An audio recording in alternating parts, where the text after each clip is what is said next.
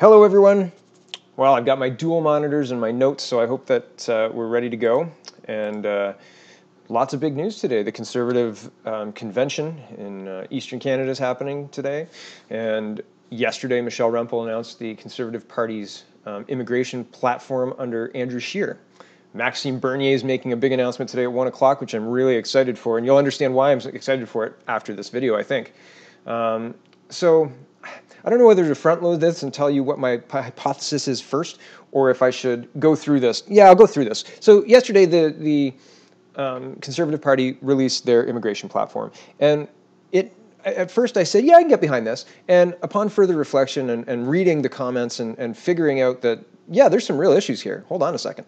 This is not a very good plan. And this is far short of what we need to do in order to fix the mess that Mr. Trudeau has created on purpose. So anyway, Michelle, take it away. Usually I let the politicians go through the whole thing and then I come back and break it apart. But I've got a lot more to get to today, so we're just going to go through this, and I'm going to stop her once or twice because there's some things I want to point out. Okay, here we go. Successful experiences when they... Oh, right. The words are here. This is what she's reading from, okay? So just, we're going to follow along. Come to Canada. A Conservative government led by Andrew Scheer will directly link the number and skills of people seeking to enter Canada for economic reasons to the needs of Canada's economy. And now to our policies. This fall, the Conservative Party will embark upon a significant tour to gain feedback on several potential initiatives that an Andrew Scheer-led government would implement. This Pathway to Canada tour will seek input from Canadians, newcomers themselves, industry groups, provincial counterparts, international partners, and civil society groups on these and other concepts. Completely revamping Canada's low-skilled temporary foreign worker program to achieve the following objectives: ensuring that Canadians get the first crack at jobs in our country, that wage distortion and worker abuse are prevented, that industry groups who have legitimate need of the program face reduced barriers to receive labour, and most importantly, to allow those who enter Canada as low-skilled workers a permanent path to residency. We feel this reform is needed to allow those who are currently using Canada's asylum system to enter Canada for economic reasons a clear alternative path to enter Canada that is focused on integration and self-sufficiency, and to allow our asylum system to be focused on those who are facing legitimate persecution. It is also important to show fairness to the foreign workers who run our farms and care for our children, that they have priority access into our immigration system and permanent residency, as opposed to those who are currently crossing at Roxham Road. Okay, these two policies are kind of what I wanted to talk about. These are really hot-button issues, and a lot of people are really pissed off about them, including me. I'm very upset about this. There's no way that an honest government who has Canada's best interest at heart could manage the border as poorly as Mr. Trudeau and his Liberals. This is an absolute travesty, and I think it borders on treason. I think he should be arrested in the House for treason for the way he's handled this file specifically. It's awful, terrible. Okay, but the Conservatives are saying we need this reform for those who are currently using Canada's asylum system to enter Canada for economic reasons. Okay, so people who are coming here on a work visa and then claiming asylum to enter because there is no other alternative. Okay, I agree with that. I don't think that that's necessarily a bad idea by any stretch of the imagination, and it's something that's happening, so we need to address it. However, all of these words are purposely being used to confuse, asylum seekers, economic migrants, illegal or irregular border crossers. All of this stuff muddies the waters for people.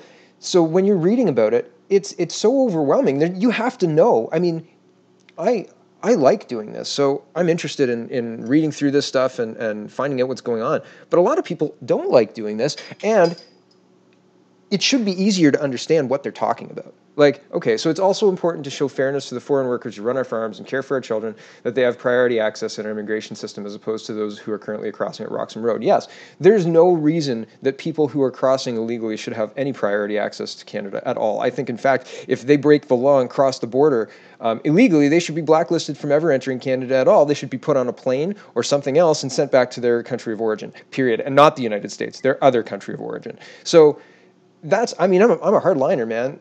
There was a point when I would not have said that. However, I'm watching what's happening to Europe. Europe is burning. There's a war going on, guys. And we are complacent and sitting around and talking about finding a path to permanent citizenship for these people. And I'm not talking about the farm workers and the people who are entering legally following the rules. I'm talking about the people who are entering illegally and who are taking advantage of these systems and these weak politicians who have been bought by globalists. It's absolutely atrocious. The entire world is for sale, and Canada has been purchased, and Trudeau is purchased, and I'm worried that Scheer is purchased. And these weasel words, part of it is, well, I'll get to it at the end, but the word reduction, and it's implied through the whole speech that the CPC is going to, the Conservative Party of Canada, is going to reduce the numbers. But she never says that. She never says that, but the CBC reported it, and I'll show you that they did.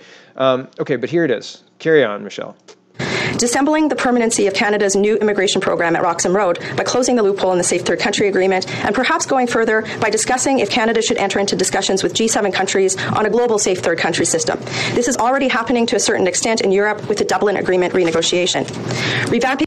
Okay, the second time I wanted to stop her again. I've touched on Roxham Road a couple of times, and I'm very upset about this. I think you need to hit harder. What's next? What are we going to do to clean this problem up? And people have been talking about closing the legal loophole. Give us a little bit more substance on it. Frustrating, and I understand this is what we're going to do, the plan, the platform, whatever. But man, we're going to fix it. No, that's not good enough, because Trudeau said that, and look what he's done. Lied. And I'm thinking you guys are doing the same. Canada's resettlement services to better support immigration to and retention in rural communities, establishing a program of more formal ties with provincial governments to ensure that immigration meets provincial labour needs and doesn't provide strain on provincial social programs, reforming Canada's refugee resettlement programs to prioritise government-sponsored spaces victims of the 4 atrocity crimes, and to encourage and facilitate greater use of the privately sponsored refugee program because of its better and more successful integration outcomes.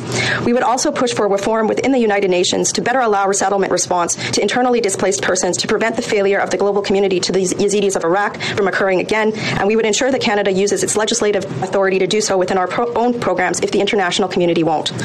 Looking at new programs to expedite the reunion of the family of members of genocide survivors who have resettled to Canada. Establishing a new mechanism to oversee the immigration consultant profession to prevent fraud. Again, these are just but a few measures that I have heard over the last 3 years. Again, these are comments and suggestions from people of all political stripe who just want to see Canada's immigration system work a lot better than it is right now.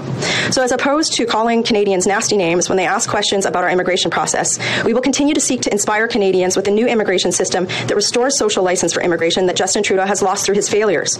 We will also continue to hold Justin Trudeau to account for the same. Canada's Conservative Party believes that unity is Canada's strength. Unity and purpose to maintain our pluralism for generations to come. So, what's wrong with our old immigration system? The one that we had in place before Justin Trudeau took over and absolutely destroyed things, because that was working.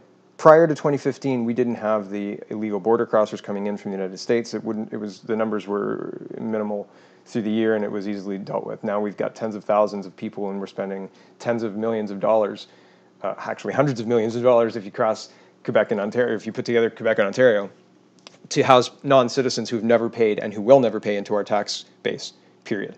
So it's insane. So the CBC had to issue a correction. One of their reporters, or Matt Gurney, Carter C., noticed this. So, and you can read the whole thread. Everything I talk about is linked in the description. But I'll read it out here. So why does the story, quote, why does the story only mention reduce when the other options are to increase or keep the level the same? The problem isn't that the numbers are mentioned in your story, but that the implication is the CPC government would only take them in one direction, down. And the CPC Politics responds, sorry, fair points all. Looks like one, Chris Carter missed your point. We should have said Mr. Empel declined to say where the Conservatives would set immigration levels. We'll update and add a correction. Okay, so they added the correction and whatever, but here's Michelle Rempel's site, and she doesn't talk about reduce. They talk about reducing barriers and a reduction in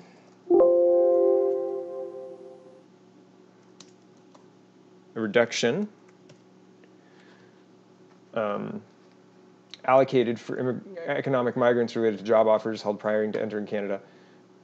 Hold on.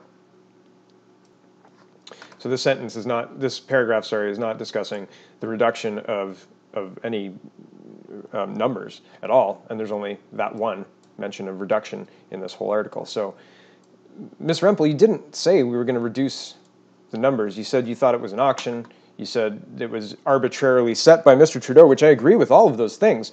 But you didn't say that you were going to reduce them. So that's weird, and it's even weirder that CBC reported it. They had to issue a correction. The story has been edited from an earlier version that said Rempel wouldn't say Conservative government would reduce the immigration levels. In fact, Rempel did not mention a reduction when asked about numbers. So, and so with all of this going on and debate up in the air, Toronto is buying 4 prefab structures for $10 million to house non-citizens. Did we do this for homeless people? Did we look and say, man, these homeless people, and I mean, Toronto did. Toronto pays more taxes and uses those tax dollars and provincial funds to fund beds for their homeless. And those beds were all taken by illegal border crossers.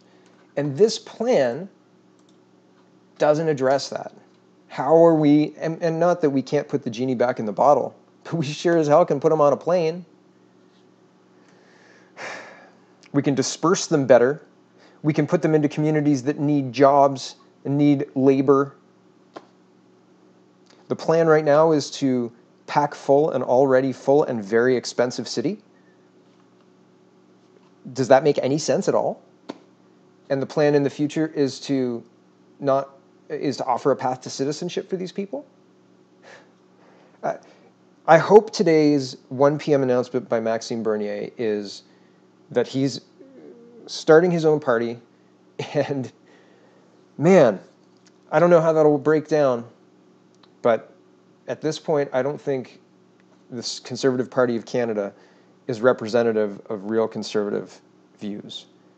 We need to fix the problem that Justin Trudeau created, not create a new immigration system to allow the people who are breaking the law to feel good about themselves and sit in a hotel paid for by taxpayers.